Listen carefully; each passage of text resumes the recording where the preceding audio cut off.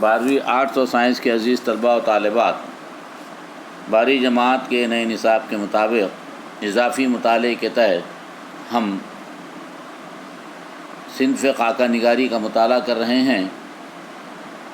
ہمارا تیسرا مطالعہ چھوڑ کر ہم ساتھ اپنا جائے کہاں، جس کے مصنف عارف خورشید ہیں، ان کا ہم نے کل تعارف دیکھا۔ عصمت جاوید شیخ صاحب پر انہوں نے خاکہ لکھا، عصمت جاوید شیخ صاحب کا بھی خاکہ دیکھا اور تعارف دیکھا۔ آج ہم اس سبق کو آگے بڑھاتے ہیں۔ معین الدین عقیل اٹلی یونیورسٹی کے شعبہ اردو کے صدر اورنگ آباد آئے تو میں نے ان سے پوچھا کہ آپ یہاں کس کس کو جانتے ہیں، تو ان کی زبان سے پہلا نام ڈاکٹر عصمت جاوید شیخ کا نکلا۔ انہوں نے ملنے کی خواہش ظاہر کی۔ میں نے کہا وہ گھر پر نہیں ملیں گے، چونکہ اپنے آپ کو تنہا محسوس کرنے کا دور وظیفے کے بعد شروع ہوتا ہے، اس لیے سروس کے دوران فرد بھول جاتا ہے کہ میں ریٹائرڈ بھی ہوں گا۔ ان دوستوں اور شناساؤں سے ملاقات کے لیے ترس جاؤں گا جن سے میں ملا کرتا تھا۔ ڈاکٹر عصمت جاوید اپنے گھر میں کے عنوان سے منور جہاں لکھتی ہیں، میرے شوہر جاوید ایک معصوم، سیدھے سادھے، شریف النفس، نیک طبع، سنجیدہ اور وسیع قلب انسان تھے۔ انہوں نے میرے ساتھ زندگی بھر نیک برتاؤ کیا اور میرے کام کی بہت تعریف کرتے تھے۔ آگے لکھتی ہیں، عصمت جاوید صاحب علم کا بہتا دریا تھے۔ وہ جو بھی مضمون لکھتے ڈوب کر لکھتے تھے۔ اورنگ آباد میں انہوں نے 35 سال گزارے۔ اس درمیان انہوں نے جتنا سیکھا اس سے زیادہ پڑھایا۔ ان کا تخلیقی رجحان ابتدا ہی سے نمی رویم براہی کے کارواں رفتاست کی طرح رہا۔ وہ قناعت پسند تھے، لیکن حق کے اصول کے لیے کسی قسم کی مصالحت کے لیے تیار نہیں ہوتے تھے۔ وہ مجلسی آدمی نہیں تھے، بے حد کم گو اور بحث و مباحثے سے دور رہنے والے۔ انہوں نے اپنی شخصیت کا قد اونچا کرنے کے لیے کسی بڑی شخصیت کو بیساکھی کے طور پر استعمال نہیں کیا۔ وہ انشا پردازی، شاعر، نقاد، ماہر لسانیات، مترجم اور بہت اچھے معلم تھے۔ وہ کئی زبانوں کے ماہر تھے، جن میں اردو، فارسی، عربی، ہندی، مراٹھی اور انگریزی شامل ہیں۔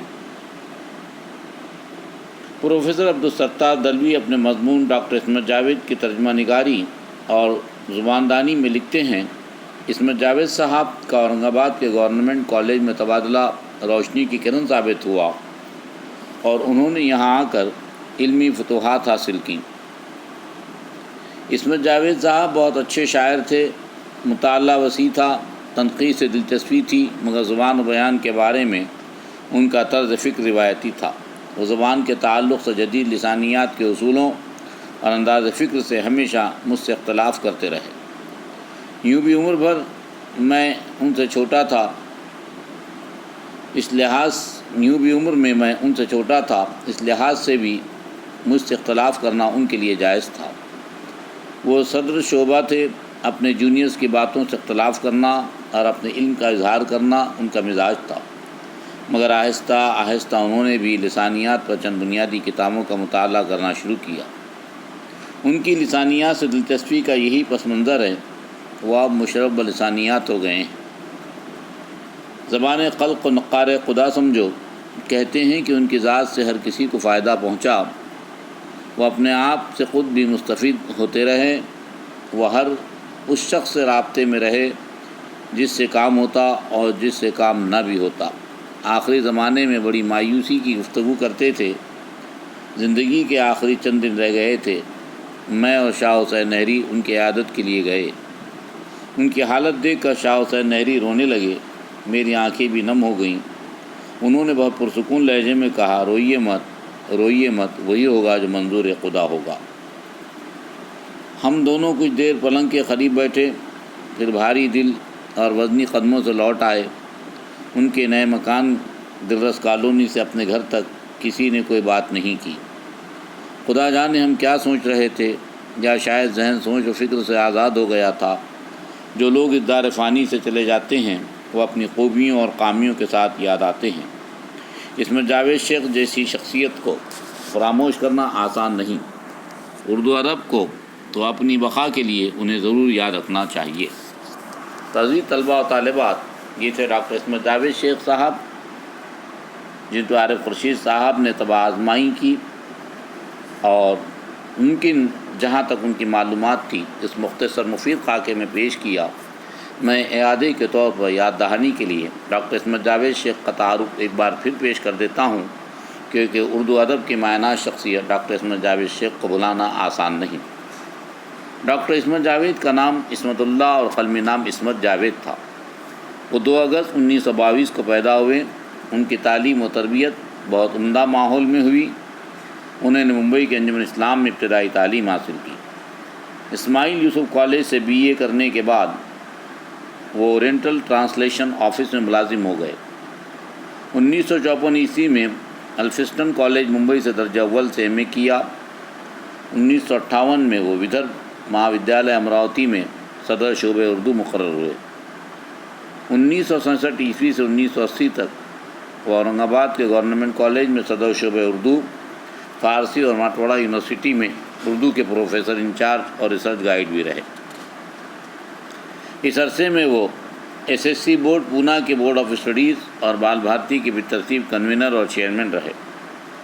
1967 سے 68 میں 11ویں جماعت کی زبان اول کی کتاب ڈاکٹر عصمت جاوید نے تنہا مرتب کی تھی۔ عصمت جاوید کا خاص میدان لسانیات تھا۔ وہ شاعر، نقاد، محقق اور مترجم بھی تھے۔